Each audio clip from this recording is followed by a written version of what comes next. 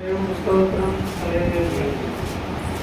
ప్రియులారా, చదువుతున్నటువంటి లేఖన భాగమైన విలాప వాక్యములు పుణ్యపస్తుల ద్వారా రాయబడినటువంటి గ్రంథం 3వ అధ్యాయం 25వ వచనంలో భక్తుల కొరకు ఊరట కలిగించేటటువంటి ఒక మాట అక్కడ తెలియపరచబడింది. తన్ను ఆశ్రయించే వారి ఎడల యెహోవా దయాళుడు, తన వెలుగు వారి ఎడల ఆయన దయ చూపువాడు. ఏమండి,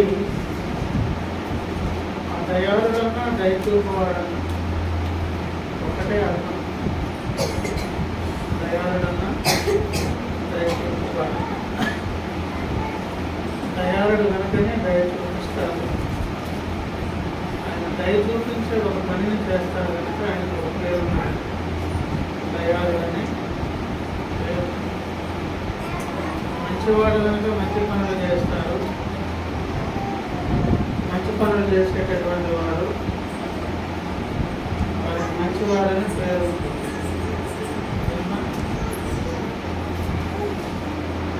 నేను ఇచ్చేటప్పుడు సో పిల్లరా, ఈ సందర్భం ఎక్కడ ఏంటి పరిస్థితి ఒకవేళ ఆలోచన చేస్తే భక్తుల యొక్క వ్యక్తిగత అనుభవం ఉన్నది, అలాగే సార్వత్రిక సంఘం ఉన్నటువంటి భక్తుల జీవితాలలో కొన్ని అనుభవాలు దీనికి మనం అనుకూలంగా చూసుకోవచ్చు. ఇర్మియా భక్తుల యొక్క స్వల్ప అనుభవం అయితే, సొంత స్వీయ అనుభవం అయితే వేరు. అలాగే చాలా కొద్దిమంది ఉంటారు. కానీ అధిక సంఖ్యాకులు ఉండే వైఖరి వేరు. నేను చెప్పింది ఏమైనా అర్థమైందా? ఈ వాగ్దానం దేవుడు చేసినటువంటి సందర్భం ఎలాంటి సందర్భం, ఎవరికి అని అంటే, అక్కడ ఉన్నటువంటి భక్తుడైనటువంటి ఇర్మియా గురించి అయితే ఒక రకమైన అనుభవం ఉంటుంది. అలాంటి అనుభవాలు దేవుని సంఘంలో కొద్దిమందికే ఉంటాయి. కానీ ఇదే పరిస్థితి భక్తుల మీద అప్లై చేసుకున్నప్పుడు వేరే భక్తాన్ని కూడా అప్లై చేయవచ్చు. అది అధిక సంఖ్యాకులు కదా భక్తులు సందేశంలో మనం చూడవచ్చు. భక్తుడు అంటున్నారు ఇక్కడ 15వ వచనం, చేదు వస్తువులు ఆయన నాకు తినిపించాను,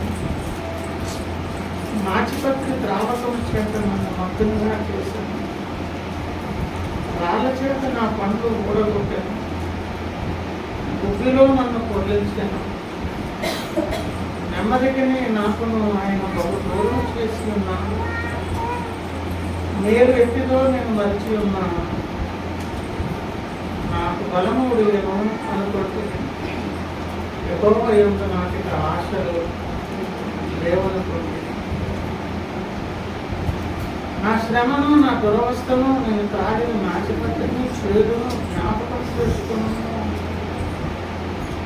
భక్తులు చాలా దయనీయ పరిస్థితుల్లో ఉండి వేదన చెందుతూ విసుక్కోవట్లేదు. దేవుని మీద నిందారోపణ చేయట్లేదు. ఆ సందర్భంలో కూడా కొన్ని మాట్లాడుతున్నారు. ఏమని? మేలంటే ఎప్పుడో, మేలంటే ఎలాంటిదో మర్చిపోయానండి. అంటే ఈ మధ్యకాలంలో నాకేం దొరకట్లేదు, అసలు మేలు అనేటువంటి ప్రస్తావన లేదు, బలము ఉడిగిపోయింది అంటున్నాను. తర్వాత చాలా కాలం వెయిట్ చేసి ఒక అభిప్రాయానికి వచ్చారు. ఇంకా దేవుడు వదిలేస్తారండి, యెహోవా యందు నాకు ఇంకా ఆశలు అయిపోయింది అని అన్న తర్వాత కూడా మరలా మొదలుపెడుతున్నాడు. నా శ్రమను చూడండి, నా దురవస్థను చూడండి, నేను తాగిన నాచిపత్రిని చేయలేదు, జ్ఞాపకం చేసుకోండి అని ప్రార్థన చేస్తూ ఏమండి ఎడతెగని ఆత్మ వాటిని జ్ఞాపకం చేసుకుని నాలో పొంది జ్ఞాపకం ఉన్నది కదా. ఇలాగూ ఈ డిస్కషన్ ఈ అంతర్మథనంలో భక్తుడు తన స్థితిని సింహావలోకనం చేసుకుంటూ, ఆలోచన చేస్తూ, ధ్యానం చేస్తూ, ప్రార్థన చేస్తూ, మొరపెడుతూ నేను దీన్ని జ్ఞాపకం చేసుకునగా ఎంత మళ్ళీ జ్ఞాపకం చేసుకుంటూ మరలా ఏమవుతుందంటే నాకు ఆశ కొట్టుకుంటున్నాను. మళ్ళీ 3 నేను చిగురులు చిగురించినట్టుగా అలా చిగురించింది అని చెబుతూ 22 నిమిషాలు ఏమండి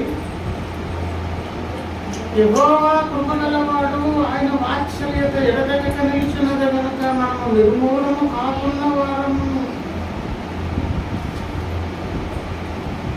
కొంత దూరం వెళ్ళి ఆలోచన చేసి తనతో పాటు ఇతర భక్తులను ఆయనకు తెలిసిన అనేక స్థాయికి చెందిన వర్గాల వారిని ఆలోచన చేసి చూస్తే నాకేదో కష్టం బాగా వచ్చిందని కాదు, కానీ అసలు నిజంగా పిల్లల మీద ఉన్నటువంటి కడుపున పుట్టిన పిల్లలను ప్రేమించిన ప్రేమ, ఆయన చూపించిన కృప, ఈ 2 ఒకవేళ ఆయనతో లేకపోతే అసలు ఏనాడు ఏం కావాల్సిన వారం. ప్రస్తుతానికి నా శ్రమ వెనకాల న్యాయమైన కారణం లేకపోయినా కొన్నిసార్లు అయితే ఆయన కనికరించకపోతే, ఒక కుమారుడుగా నన్ను స్వీకరించకపోతే, కృప చూపకపోతే నేనే కాదు అందరు నేనయ్యేవారా నిర్మూలన అయిపోవాలి. అసలు లేకుండా పోవాలి, ఈ ఉనికిలోనే లేకుండా పోవాలి. ఇలా ధ్యానం చేసినటువంటి సందర్భం ఎవరిది?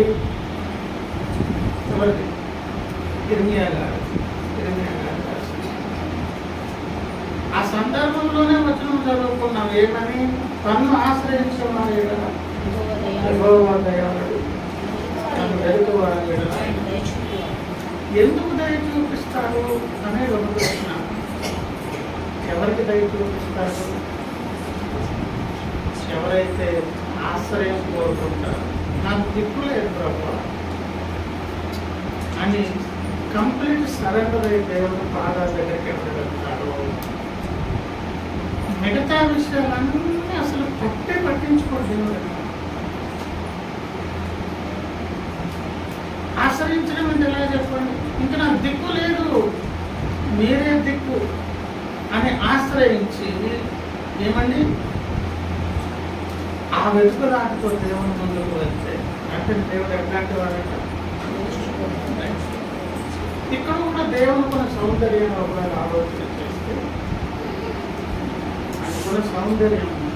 ఇప్పుడు చదువుకున్నాం 22 యెహోవా కృపగలవాడు, 23 అనుదినము నూతనము ఆయనకు వాత్సల్యత. అంటే ప్రతిదినము మనమేమో ఆయన విసిగించి ఆయాసపెడుతూ ఉంటే ప్రతిదినము రెట్టింపు ఉత్సాహంతో ఆయన ఇంకో పని చేస్తున్నారు. నా కొడుకే కదా, నా కొడుకులే, నా పిల్లలే, మట్టి వారు సరే నా పిల్లలే కదా, నా పిల్లలే కదా. ఇలాగూ ప్రతి దినము దేవునికి ఉన్నటువంటి మంచి లక్షణం ఏంటి? వాత్సల్యం. 24 చూడండి, 23 కింద పడు. నీవు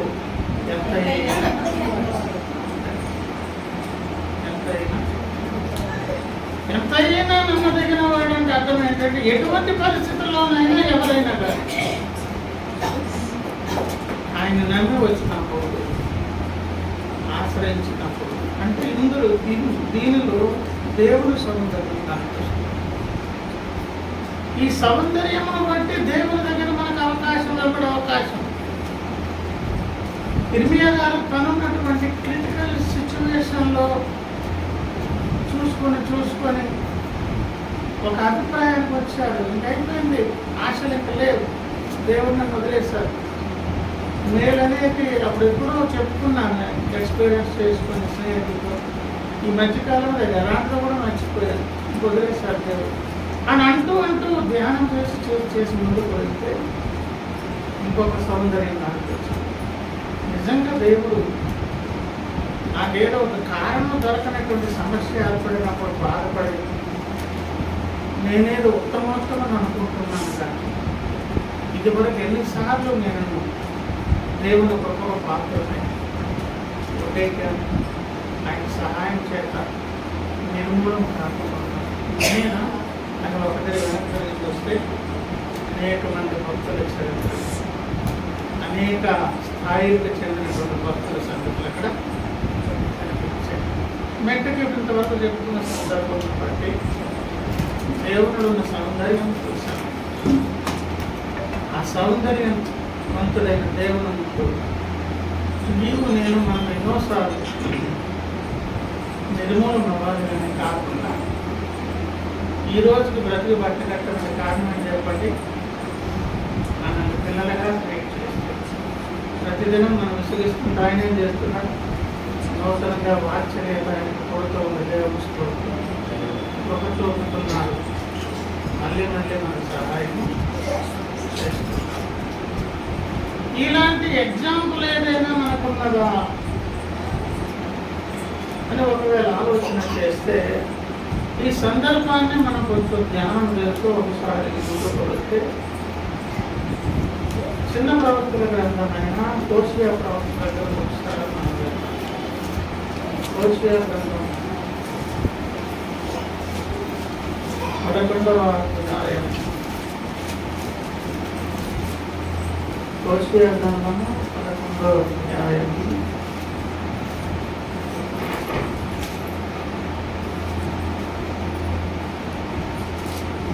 8వ నుంచి నేను చదువుతున్నాను. ఎఫ్రాయిము, నేను ఎట్లు నిన్ను విడిచిపెట్టుదును, ఇశ్రాయేలు, నేను నిన్ను ఎట్లు విసర్జించును,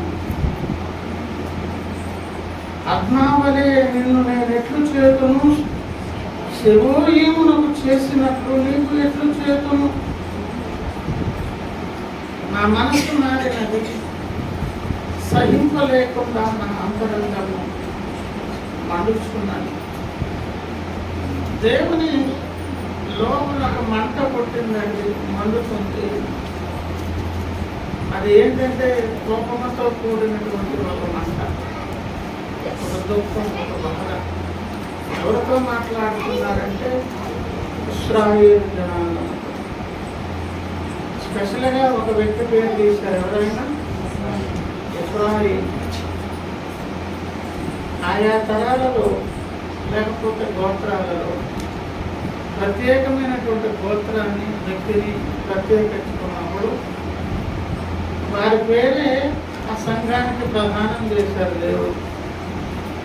ఇశ్రాయేలు జనాంగమే కానీ ఎఫ్రాయిము చేసినటువంటి మక్కువ, ఎఫ్రాయిము ఇచ్చినటువంటి ప్రత్యేక మనస్సే. ఎఫ్రాయిములు ఎవరు పిల్లలు? ఎవరు పిల్లలు? మోషే గారి పిల్లలు. పెద్దవాళ్ళు ఎవరు? యోసేపు గారి పిల్లలు. క్షమించారు. ఎవరు పిల్లలు? అందులో పెద్ద ఆయన మనస్సే పెద్దోడు. తండ్రిగారైన యాకోబు గారు పెద్దవాడిని కుడి చేతి దగ్గర తీసుకొచ్చి చిన్నవాడిని ఎడమ చేతి దగ్గర పెట్టి ఆట ప్రకారంగా యోసేపు గారు తెచ్చిపెట్టారు, దీవించుకున్నారు. అందరూ పోవచ్చున్నట్టు నేను కూడా పిల్లలు నాకు వెళ్ళాల్సి వచ్చింది, కుమారుడా నీ పిల్లలు తీసుకురా, వీళ్ళు కూడా నా పిల్లలే అని వారిని దీవిస్తారని తెలిసినప్పుడు మనస్సేను ఎఫ్రాయిములా పెడితే అప్పటికే కళ్ళు అనిపించారు. ఎవరికి? యాకోబు గారు. ఇంటూ ఆకారంలో చేయి పెట్టి ఎఫ్రాయిము మీరు కుడి చేయును, మనస్సే మీరు ఎడమ చేయి మొదలు పెట్టారు ప్రార్థన. నాన్న ఈయన చిన్నవాడు, ఈయన పెద్దవాడు నాన్న అని చెయ్యి తీసే ప్రయత్నం చేశారు. ఎవరు? యోసేపు. ఈయన చిన్నవాడు నాన్న, పెద్దవాడు ఎక్కడ? ఏదైనా మొదలు పుట్టిన పిల్లల మీద ఒక ప్రత్యేక దృష్టి శ్రద్ధ. మన దృష్టి శ్రద్ధ కాదు, దేవుని దృష్టి పడాలి. దేవుని స్తోత్రం. ఎవరు దృష్టి పడాలి? భక్తుడు కనుక యాకోబు భవిష్యత్తును చూస్తుంటే దేవుడు ఎవరిని ఆశీర్వదిస్తున్నాడు, ఎవరి మీద దృష్టి పెట్టారని ఆలోచన చేస్తే దేవుడు ఎఫ్రాయిమును ప్రత్యేకించుకుంటున్నాడు. కనుక ఎఫ్రాయిమును కూడా చేపెట్టి మనుషుని విధానం చేపెట్టి జీవించినటువంటి సందర్భం. అలా ఇశ్రాయేలు జనాంగమైన ఆ జనాంగమును ఒక పేరు పెట్టి ఏమని పిలుస్తున్నారు, ఏమని అంటున్నారు, ఎఫ్రాయిము నేను ఎట్లు నిన్ను విడిచిపెట్టుదును అని ఎందుకు అన్నారు చెప్పండి. న్యాయంగా చెప్పండి. విడిచిపెట్టక తప్పని పరిస్థితి. ఇశ్రాయేలు నేను నిన్నెట్లు విసర్జించును అంటే విసర్జించాలి. ఇంకా అవకాశం లేదు. ఆత్మావలే నేను ఎట్లు చేరుతాను, శబోయమునకు చేసినట్లు నీకు నేనెట్లు.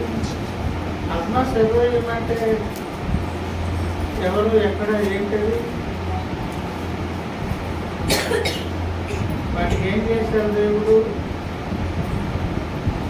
బైబిల్ కొంచెం ఎక్కువ చదివిన పిల్లలకు తెలుస్తారు. ఇది కూడా దేవుని ఉగ్రతకు గురైనటువంటి సొదొమ గొమొర్రాలలో కూడా భాగమైనటువంటి, ఇప్పుడు ఇవి కూడా మంచి పెద్ద పట్టణాలు అన్నమాట. సొదొమ గొమొర్రా వాటిని కూడా ఆనుకుని ఉన్నటువంటి డెవలప్డ్ సిటీస్ రెండు కూడా ఏవేవి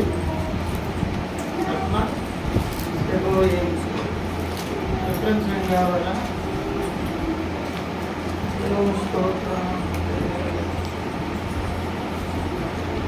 ద్వితీయోపదేశ కాండం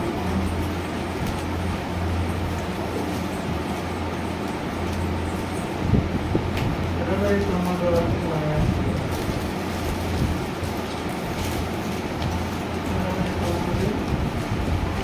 23 నేను చదువుతాను చూడండి. వారు యెహోవా తన కోపాగ్నిము చేత నశింపజేసిన సొదొమ గొమొర్రా ఆత్మ సెబోయీము వలె ఆ సమస్త దేశమును గంధకముల చేతను ముక్కు చేతను చెడిపోయి వ్యక్తపడకయు దానిలో ఏదియు పుట్టకయు దానిలో ఏ కూరయు మొలకయు ఉండుట చూచి. ఈ ప్రమాదం దేవుని ఉగ్రత ఎక్కడికి వచ్చింది చెప్పండి? సొదొమ గొమొర్రాలో. ఇది కూడా లోపల కారణం ఏది? ఆత్మ సెబోయీము. అంటే ఆ రెండు పేర్లు ఇక్కడ తీస్తున్నారంటే ఇప్పుడు ఇశ్రాయేలు జనాంగాన్ని ఏం చేయాలబ్బా? ఈనాటికి మొలకెత్తది అక్కడ. గంధకములు ఉప్పు వేసేస్తారు. భూమి మీద ఉన్నారు. భూమి మీద ఉన్న ఉప్పు దాని కాలు పాలు పంచున్నాయి. పైనుంచి దేవుడు వేశారు ఆకాశం నుంచి. ఈనాటికే ఆ ప్రదేశం అంతా దేనికి పనికిరాదు. మొలకెత్తడానికి, సేద్యం చేయడానికి దేనికి పనికిరాదు. అంటే అంత కోపం ఉన్నది ఇప్పుడు ఎవరి మీద చెప్పండి? దేవుని ప్రజల మీద. ఇక్కడ ఎందుకు వచ్చాం? ఆశ్రయించేవారు నీవు తప్ప నాకు దిక్కు లేదు నాయన అని భక్తులు దేవుని ఆశ్రయిస్తే ఆయన దయ చూపడానికి రెడీగా ఉన్నానని ఇప్పుడు అమ్మన్నా మనం వచ్చాం. సందర్భాన్ని అక్కడ తీసుకుంటే ఇర్మియా గారి పరిస్థితి వేరు. ఆయనేమో పాపాలు, దోషాలు, నేరాలు, ఘోరాలు చేసిన వ్యక్తి కాదు. కన్నీళ్ళు ప్రవక్త. ఆయన బ్రతుకులో ఆనంద సంతోషాలే లేవు అసలు. ఏమండి, ఇర్మియా గ్రంథం చదువుతుంటే ఎంతో గాయపడే, సర్దుకున్నాము ముందు సర్దుకున్నామంటే ఎంతో గాయపడేటటువంటి పరిస్థితి. ప్రవక్త జీవితంలో దేవుడు అక్కడ అన్నారు, మీరే తినిపించారు ఈ చేదు, ఈ శ్రమకు కూడా మీరే అనుమతించారు అని డైరెక్ట్గా చెప్తున్నారు ఆయన. కనుక ఇర్మియా గారు కనికరించబడ్డారంటే ఓకే. అందుకన్నా ఇర్మియా భక్తుల వలె అప్లై చేసుకునేవారు కొద్దిమంది ఉంటారు. అధిక సంఖ్యాకులు ఎవరన్నాను? ఇశ్రాయేలు లేదా దేవుని ప్రజలైన. ఇక్కడ ఇశ్రాయేలు జనాంగంతో మాట్లాడుతుంటున్నాడు. నిన్నెట్లు నేను విడిచిపెట్టుదును, ఎట్లు విసర్జించునంటే వదిలేయాలి, విడిచిపెట్టేయాలి. ఎలా విడిచిపెట్టాలంటే ఆత్మాకు చేసినట్టు, శివోయముకు చేసినట్టు చేయాలంటే ఇంకా మరి భవిష్యత్తులో అక్కడ ఈనాటికి మొదలలేదు కదా. అవకాశం లేని నష్టం జరిగించాలని సంపూర్ణ నాశనం చేయాలి. అవకాశం లేనంత నష్టం కలిగించేంత కోపాన్ని. ఎందుకంత కోపం పోతుంది అంటే చూడండి 11వ అధ్యాయం మొదటి నుంచి. ఇశ్రాయేలు బాలుడై ఉండగానే అతని ఎడల ప్రేమ కలిగి నా కుమారుడు ఐగుప్తులో నుండి ప్రవక్తలు వారిని పిలిచినను 5 దేవతలకు వారు బలులు అర్పించి విగ్రహములకు తూపము ఎఫ్రాయిమును చేయి పట్టుకుని వారికి నడక నేర్పిన వాడు నేనే, అది కౌగిలించుకున్న వాడు నేనే వారిని స్వస్థపరిచిన వాడనైనా నా సంగతి వారికి మనస్సు పట్టలేదు. మన స్థితిగతులు ఒకసారి అప్పుడప్పుడు చూసుకుంటూ ఇవన్నీ ఇవి చదివేటప్పుడు ఎంతసేపు ఎవరు పెట్టుకొని చదవద్దు. మిమ్మల్ని మీరు పెట్టుకొని చదవడం తెలుస్తుంది. ఏమండి, ఒకడు మనుషులను తోడుకొని పోనట్లుగా స్నేహ బంధములతో నేను వారిని బంధించి ఆకర్షించింది.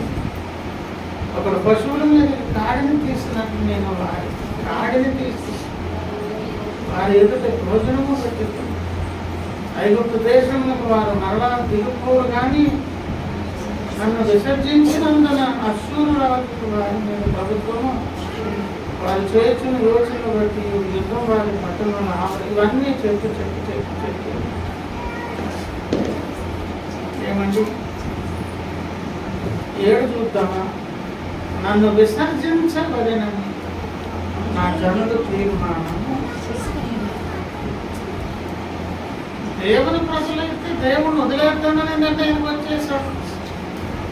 మహోన్నతుల తట్టు చూడవలెనని ప్రవక్తలు పిలిచినను చూచుటకు ఎవడను యత్నము. ఇదండి సంగత పరిస్థితి. ఇది చదివేటప్పుడు అంతా కూడా ఇశ్రాయేలు అలాంటితో అనుకుని చదివేవనుకో నీకు నువ్వు నష్టం చేసుకుంటావు.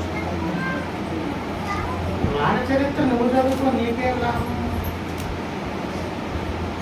యుగాంతమందున్న మనకు బుద్ధి కలుగుట కొరకు, బోధ కలుగుట కొరకు మన కొరకు రాయబడ్డాయంటే లక్షణాలు ఎక్కడైనా నీలో నాలో కొలసూపుతున్నావా? నాకైతే కనిపిస్తాయి. మరి మీరు మరి కనిపించలేము.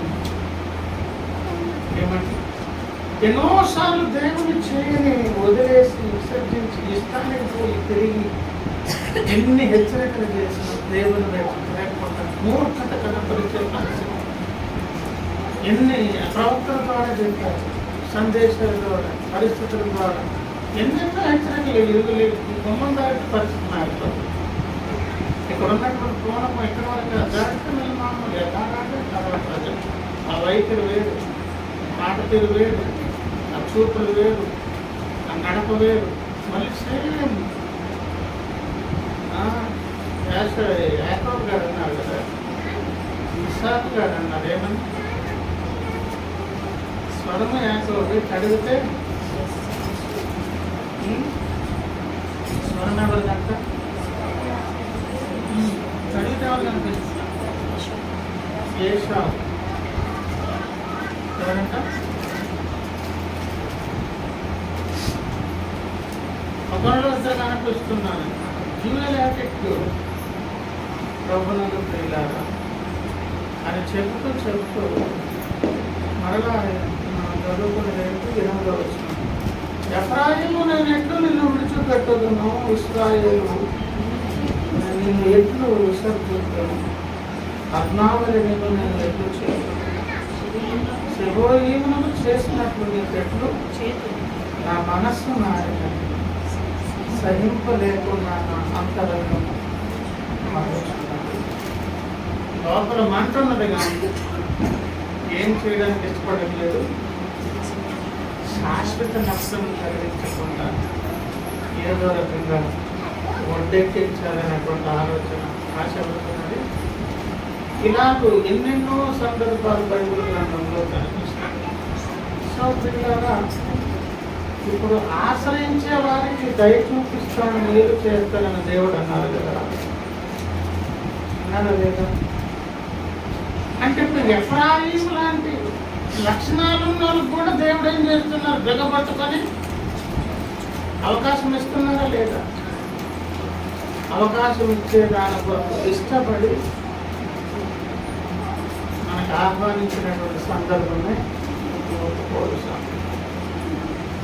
అయితే ప్రియులారా, ఇది కంప్లీట్గా ఆయన ఏదో చేసుకుంటారు, మనం ఏం పట్టనట్టు ఉందామని అనుకోవడానికి మరలా లేదు.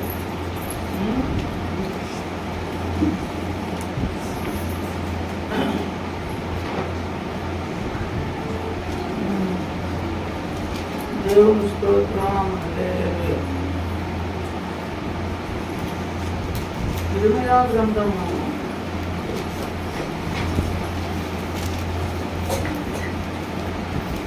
31వ అధ్యాయం కూడా ఒకసారి మనం చూస్తే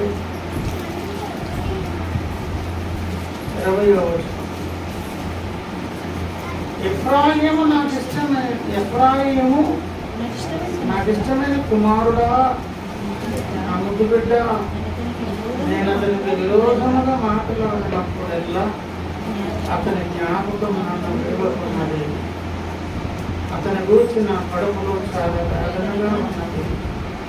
తప్పగా నేను అతని ప్రణాళికను పదే పదే నీ విషయంలో, నా విషయంలో, మనందరి విషయంలో ఇదే పరిస్థితి. ఏంటంట? మనకు విరోధముగా మాట్లాడినప్పుడు అతని జ్ఞాపకం మనం విడవకున్నది. మీకు అర్థమైందో లేదో, యోవేలు గ్రంథం మనం చదువుకున్నటువంటి ఏమండి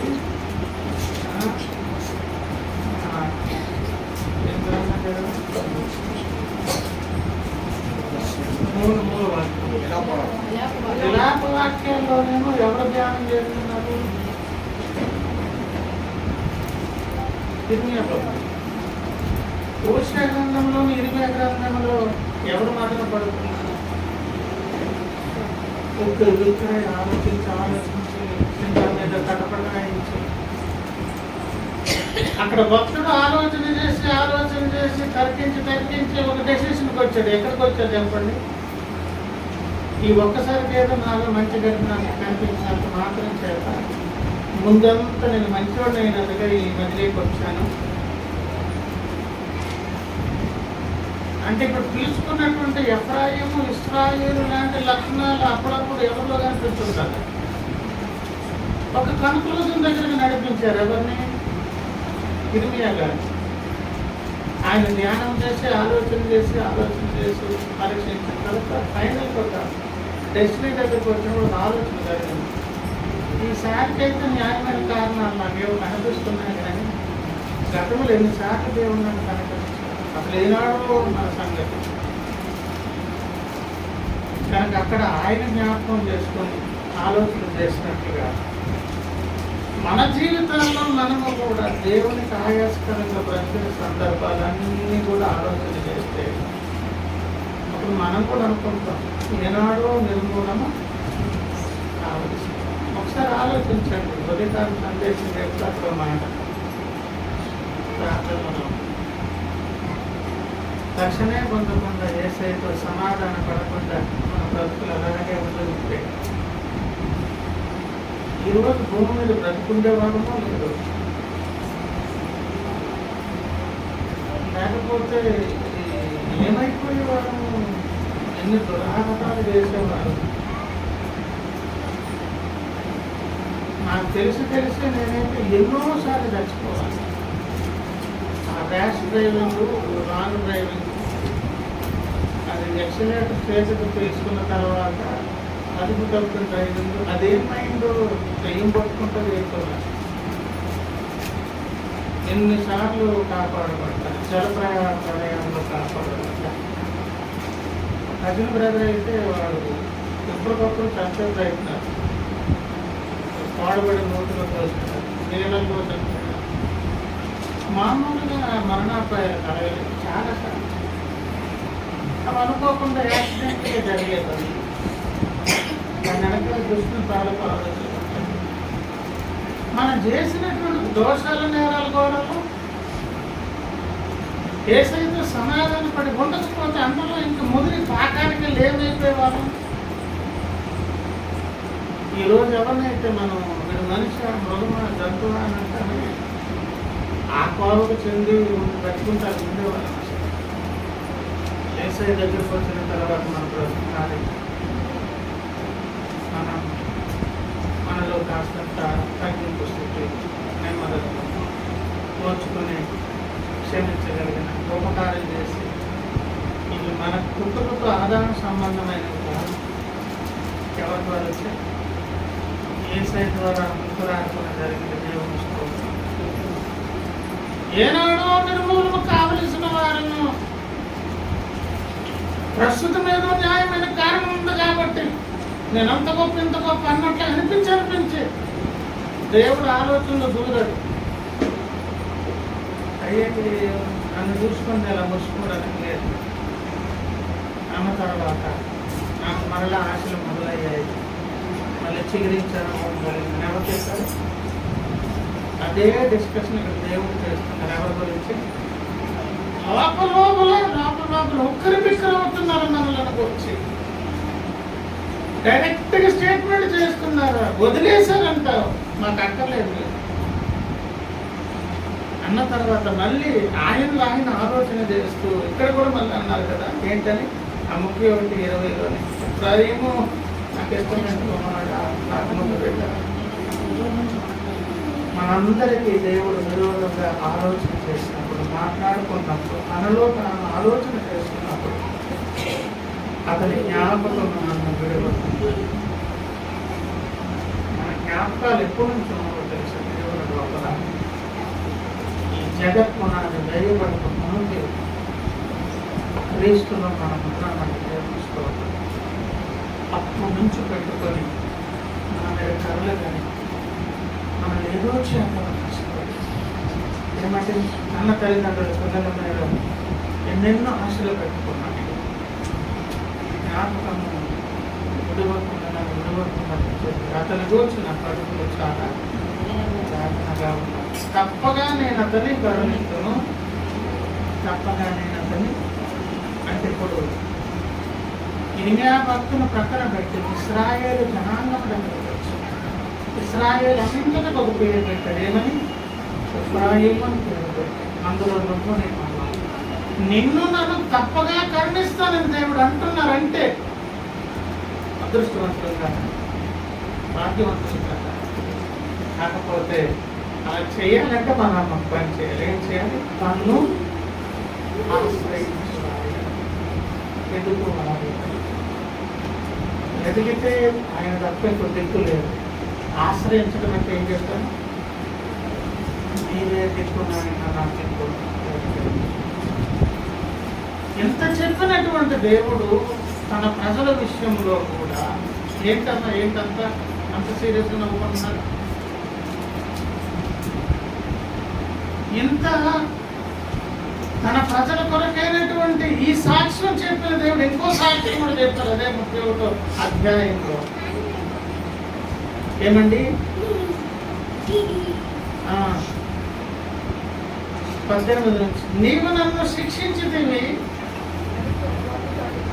ఆడికి అలవాటు కానీ కోడి దెబ్బలకు లోబడు శిక్షకు లోబడచ్చు. ఆడికి అలవాటు లేని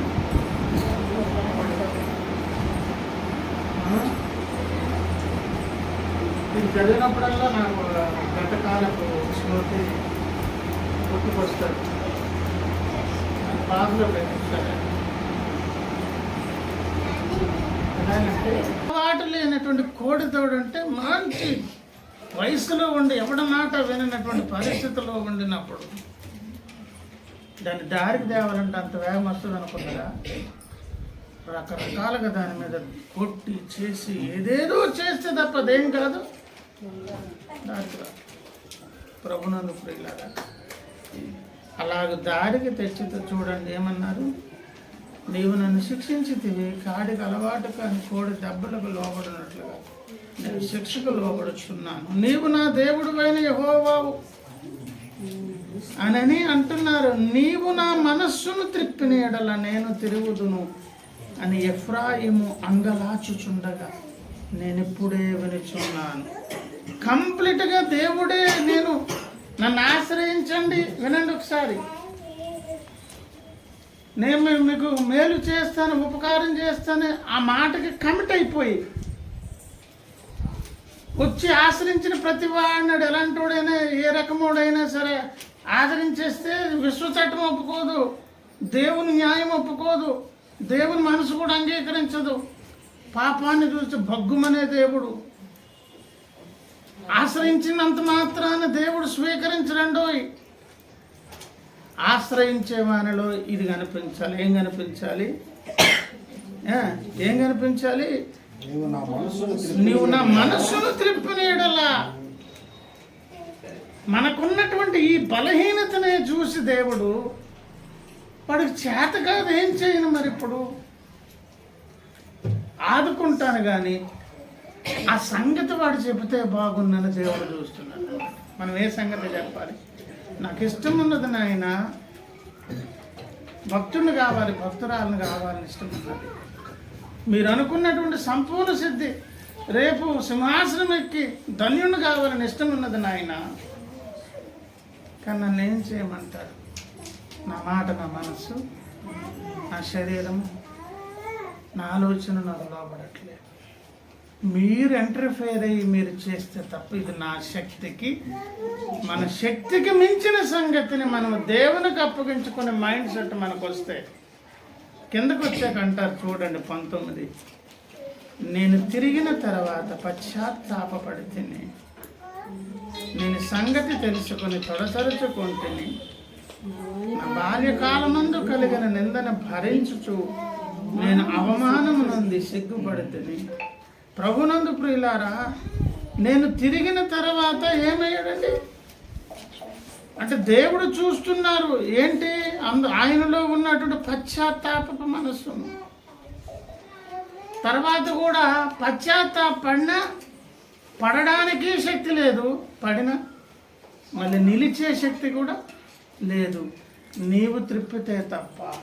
దావీదు గారు అదే అన్నారు కదా 119 కీర్తనలో, వ్యర్థమైనవి చూడకుండా. 119:37 కదా, వ్యర్థమైనవి చూడకుండా నా కన్నులు.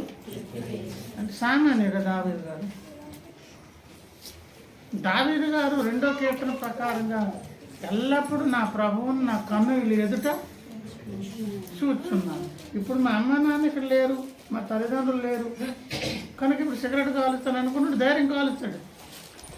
ఎవరు లేరు, ఇంట్లో వాళ్ళు లేరు కాబట్టి ఎదురుంటే ఏం చేస్తారు? ఇప్పుడు నీకు నాకు దేవుడు కనిపించట్లేదు. దావీదు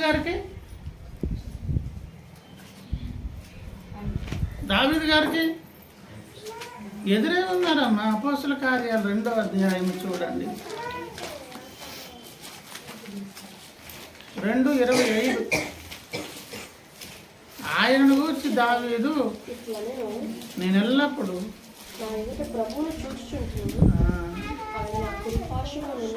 నా ఎదుట ఉన్నారు, నా కుడి పార్శ్వం పక్క ఇక్కడ ఎదురు.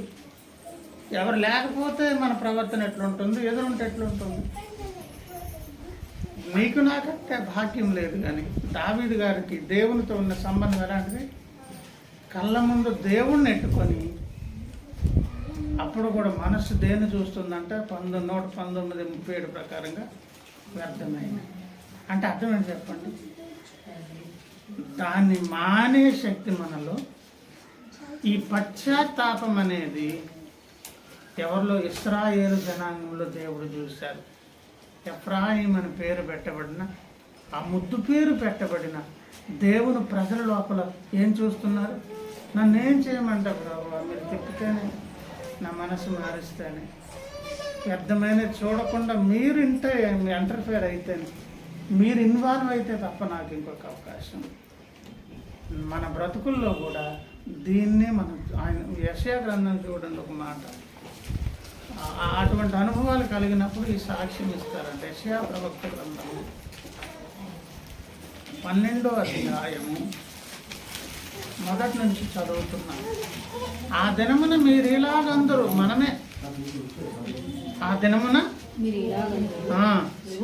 యెహోవా నీవు నా మీద కోపపడితివి,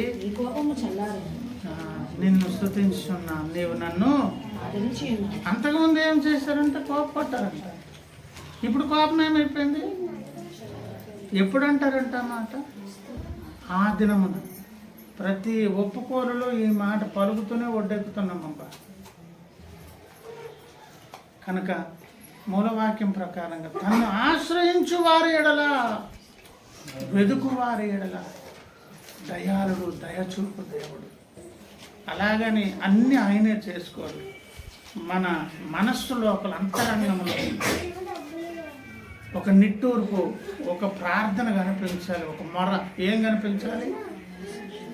మీరు ఇంటర్ఫేర్ కండి తండ్రి, నాకిది శక్తికి వచ్చింది. మీరు వస్తేనే ఈ బ్రతుకు చూపు మారుతుంది, నడక మారుతుంది, పడక మారుతుంది, ఆలోచన విధానం మారుతుంది. ఆ పశ్చాత్తాపాన్ని చూసినందుచేత.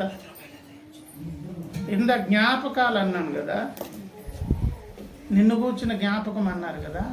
ఆ జ్ఞాపకాల్లో గత కాలంలో భక్తుని పశ్చాత్తాపం కూడా ఉన్నది.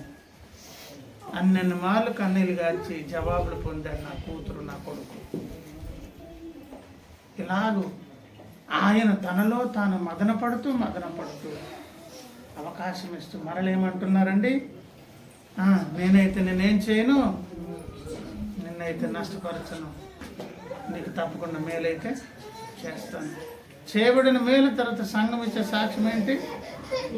ఇలాగందరూ ఆ దినము యెహోవా నీవు నా మీద నీ కోపము, నిన్ను స్తుతించుతున్నాను ప్రభు. ఇంకా అవన్నీ చదువుకుంటే ఇంకా. కనుక ప్రియులారా, ఈ ఒప్పుకోలు సందేశంలో మనం గమనించాల్సింది ఏంటంటే, ఎంతైనా నమ్మదగిన కృప చూపే, దయ చూపే దేవుని ముందుకు వచ్చి ఇశ్రాయేలు జనాంగం తన ముద్దు బిడ్డ, తనకిష్టులైనటువంటి ప్రియులు. ఎందుకంటే ఆ జ్ఞాపకాలు ఎప్పటి నుంచి ఉన్నవి? ఈ భూమి పునాది, జగత్ పునాది వేయబడక మునుపు నుంచే మన జ్ఞాపకాలు ఆయన. ఏం దినములన్నీ ఒక దినము కాకమనుకునే దినములన్నీ ఎందులో? గ్రంథంలో.